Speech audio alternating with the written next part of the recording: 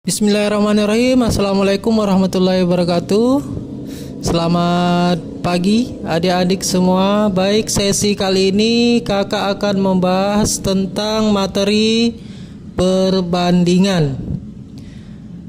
Baik, langsung saja pada pengertiannya. Perbandingan adalah didefinisikan sebagai membandingkan dua nilai atau lebih dari suatu besaran yang sejenis dan dinyatakan dalam bentuk sederhana, yaitu A berbanding B atau dinotasikan sebagai A per B. Baik, langsung saja kita ke soal atau ke contoh bentuk sederhana dari 4 apel berbanding 6 apel. Bisa saja kita langsung sederhanakan, yaitu sama-sama dibagi 2 ya, sehingga hasilnya adalah 2 berbanding 3. Lanjut ke contoh berikutnya. 2 lusin berbanding 1 kodi. Nah, di sini satuannya berbeda ya, kita samakan dulu. 2 lusin itu artinya 2 dikali 12 berbanding 1 kodi itu artinya 1 dikali 20 buah. Sehingga 2 dikali 12, 24 buah. Berbanding 1 dikali 20, 20 buah. Nah, angka ini bisa kita sederhanakan, sama-sama dibagi 4 ya. Hasilnya 6 berbanding 5. Lanjut materi berikutnya. Perbandingan ini ada 2 jenis. Yang pertama perbandingan senilai, yang kedua perbandingan berbalik nilai. Untuk sesi kali ini kakak akan membahas tentang perbandingan senilai. Untuk lebih jelasnya, kakak akan melampirkan sebuah tabel. Tabel berikut menunjukkan waktu tempuh dengan jarak sebuah kendaraan. Di sini waktu pertama 5 jam, kemudian jarak tempuhnya 120 km. Kemudian waktu kedua yaitu 2 jam. Nah, berapakah jarak tempuhnya? Di sini kita akan berlogika, ketika waktunya semakin panjang, tentu jarak tempuh semakin besar. Ketika waktunya semakin kecil, tentu jarak tempuhnya juga semakin kecil pula. Nah, di sini satuannya jika bertambah maka satuan lain juga ikut bertambah. Itulah yang dimaksud dengan perbandingan senilai. Kalau seandainya kakak tambah di sini waktunya 6 jam, tentu jarak tempuhnya akan semakin besar pula. Kesimpulannya adalah makin sedikit waktu kendaraan bergerak, maka jarak tempuh semakin sedikit. Jika besaran pertama makin kecil, maka besaran kedua juga makin kecil. Jadi dia berbarengan di sini. Jika kecil di sini, maka di sini akan kecil. Jika besar, maka satuannya juga ikut besar. Itulah makna dari perbandingan senilai. Di sini kakak misalkan A1, di sini A2, kemudian di sini ada B1, kemudian di sini ada B2-nya. Ya. Nih, dapat kita notasikan sebagai berikut. A1 berbanding A2 sama dengan B1 berbanding B2. Yang ini ya. Kemudian kita kali silang, A1 dikali B2, B1 dikali A2. Nih dikali silang ya. Sehingga dapat kita tuliskan A1 dikali B2. Kemudian B1 dikali A2 seperti ini. Lanjut, langsung saja kita ke contoh soalnya. Tony melakukan perjalanan 2 jam dapat menempuh jarak sejauh 60 km. Jika Tony melakukan perjalanan selama 6 jam dengan kecepatan rata-rata yang sama, maka jarak tempuh Tony adalah. Dapat kita lampirkan sebuah tabel sebagai berikut. Waktunya adalah 2 jam, kemudian jarak tempuhnya 60 km.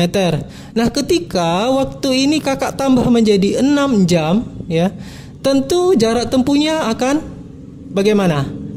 ya tentu waktu jarak tempuhnya akan bertambah ya. Nah, itulah makna dari perbandingan senilai. Ketika satuannya bertambah, satuan lain juga ikut bertambah. Kakak misalkan yang ini A1, yang ini A2-nya, kemudian ini B1, kemudian ini B2.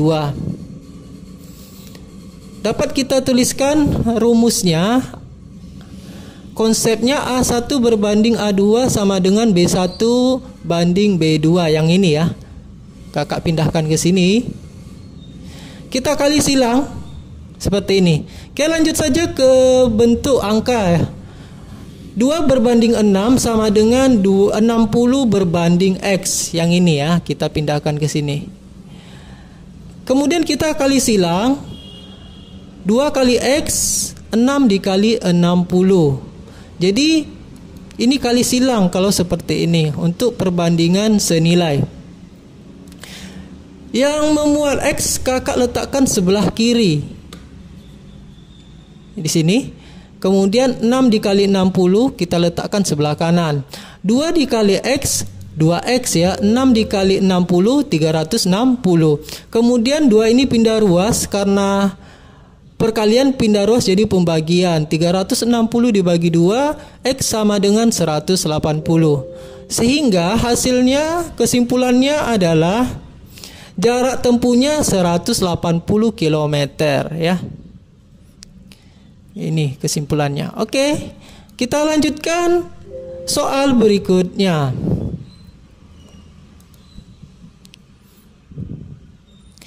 Untuk menempuh jarak 112 km, sebuah mobil memerlukan 7 liter bensin. Jika tersedia 12 liter bensin, maka jarak tempuh mobil tersebut adalah. Oke, silakan perhatikan tabel berikut. Jika bensinnya 7 liter, maka jarak tempuhnya 112 km. Nah, kita akan berlogika, jika bensin ini kita tambah jumlahnya, tentu jarak tempuhnya akan bertambah. Jadi kesimpulannya satuannya bertambah, maka satuan yang lain juga ikut bertambah. Maka ini adalah perbandingan senilai. Oke, kakak misalkan yang ini adalah A1,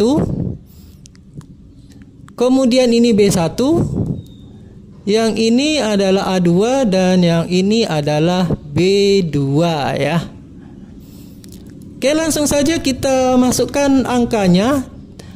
Yang ini A1 berbanding A2, 7 berbanding 12 sama dengan 112 berbanding X. Kita kali silang saja, 7 dikali X, kemudian 12 dikali 112. Jadi yang memuat X kita letakkan sebelah kiri. 7X sama dengan 12 kali 112. 7 kali X, 7X, 12 dikali 112, 1344. Karena yang kita cari hanya X saja, maka 7 ini kita pindah ruas menjadi pembagian. 1344 dibagi 7, X sama dengan 192 km. Sehingga jarak tempuhnya adalah 192 km. Kesimpulan, jadi jarak tempuh 192 km. Baik, kita lanjutkan yang kedua, yaitu perbandingan berbalik nilai. Untuk lebih jelasnya, tabel berikut yang menggambarkan hubungan banyak pekerja dan waktu bekerja. Jadi kakak ilustrasikan dulu sebelum kita pahami konsep dari perbandingan berbalik nilai. Di sini ada banyak pekerja dan waktu. Jika banyak pekerja 24 orang, waktunya 60 hari. Nah, kita akan berlogika di sini. Ketika banyak pekerjanya hanya 10 orang, kira-kira waktunya semakin kecil atau semakin besar dibanding satuan yang di atas ini? Ya, tentu kalau orangnya semakin sedikit, waktunya semakin lama. Jadi untuk perbandingan berbalik nilai, dia berlawanan ya. Jika satuannya bertambah, satuan yang di bawah ini akan berkurang. Sebaliknya, jika waktunya kecil, maka waktunya di sini akan bertambah. Jadi itulah yang dimaksud dari perbandingan berbalik nilai. Ya, 24 orang selesai 60 hari. Kalau 10 orang, tentu di sini bukan semakin kecil ya, tapi semakin besar. Itulah maksud dari berbalik nilai. Untuk mengerjakan suatu pekerjaan, jika pekerja semakin banyak, maka waktu semakin sedikit. Jika pekerja semakin sedikit, maka waktu semakin banyak. Nah, di sini kan berlawanan ya. Nah, itulah konsepnya. Dapat kita notasikan, yang ini kakak misalkan A1, kemudian ini adalah A2-nya, ini B1, ini B2. Dapat kita tuliskan sebagai berikut. A1 berbanding A2 sama dengan B1 berbanding B2. Jadi hampir sama ya penulisan dengan senilai. Hanya perbedaannya letaknya di sini.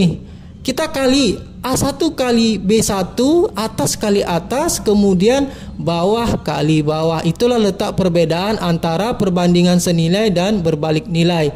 Kalau senilai kali silang ya. Kalau untuk berbalik nilai, kita kalikan atas kali atas, pembilang kali pembilang, penyebut dikali penyebut. Baik, langsung saja kita ke contoh soalnya.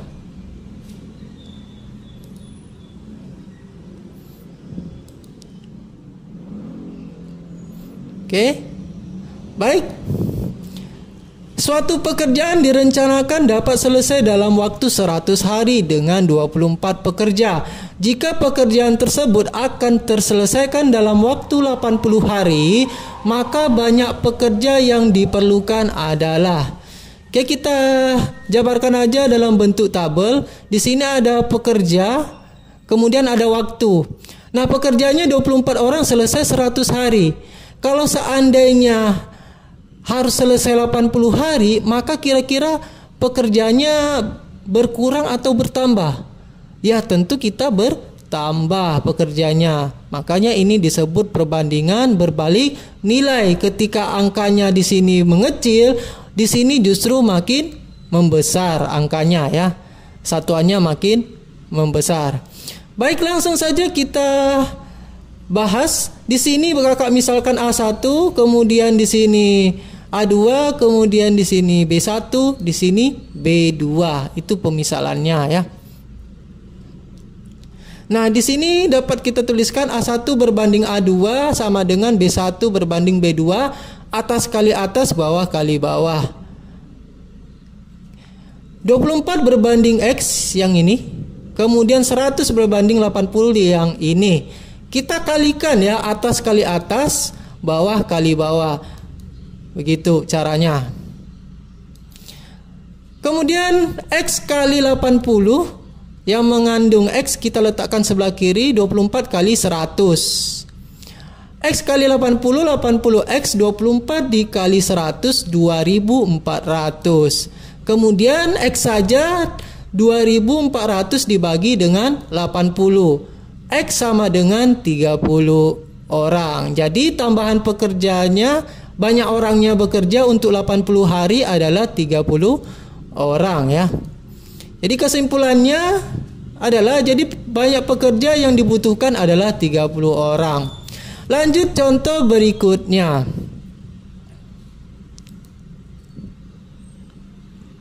Pak Udin memiliki persediaan makanan untuk 30 ekor sapi selama 16 hari. Jika Pak Udin menjual 10 ekor sapi, maka waktu untuk menghabiskan persediaan sisa makanan tersebut adalah. Baik, awal-awalnya adalah 30 ekor sapi dapat menghabiskan 16 hari ya. Jika sapinya tinggal 20 ekor, kira-kira berapa hari habis makanannya? Nah, kita akan berlogika. Di sini satuannya kecil ya. Kira-kira di sini akan menjadi besar atau menjadi kecil? Ya, benar sekali. Di sini akan menjadi satuannya menjadi besar ya. Kita akan berlogika, jika 30 ekor sapi makanannya habis 16 hari. Kalau misalnya kita kurangi sapinya tentu semakin lama habis persediaan makanannya, begitu logikanya ya. Jadi dia akan berbalik, nilainya kecil malah di sini akan besar. Oke, lanjut. Kita misalkan A1 di sini, ini A2, kemudian di sini B1, di sini B2 ya. Oke, konsepnya A1 berbanding A2, B1 berbanding B2, atas kali atas, bawah kali bawah. Oke, kita masukkan angka-angkanya. 30 berbanding 20 sama dengan 16 berbanding X. Atas kali atas ya, bawah kali bawah. Jadi yang memuat variabel kita letakkan di sebelah kiri, 20 kali X ya. Kemudian 30 kali 16. X kali 20, 20X, 30 dikali 16, 480. X saja 480 dibagi 20. 20 ini pindah ruas jadi pembagian. X sama dengan 24 hari. Jadi jika 20 ekor sapi maka akan lebih lama waktunya habis persediaan makan tersebut, yaitu 24 hari. Jadi kesimpulannya adalah persediaan makanan itu akan habis selama 24 hari. Baik, sampai di sini penjelasan untuk sesi kali ini. Semoga dapat dipahami. Terima kasih. Kakak akhiri. Assalamualaikum warahmatullahi wabarakatuh. Sampai jumpa.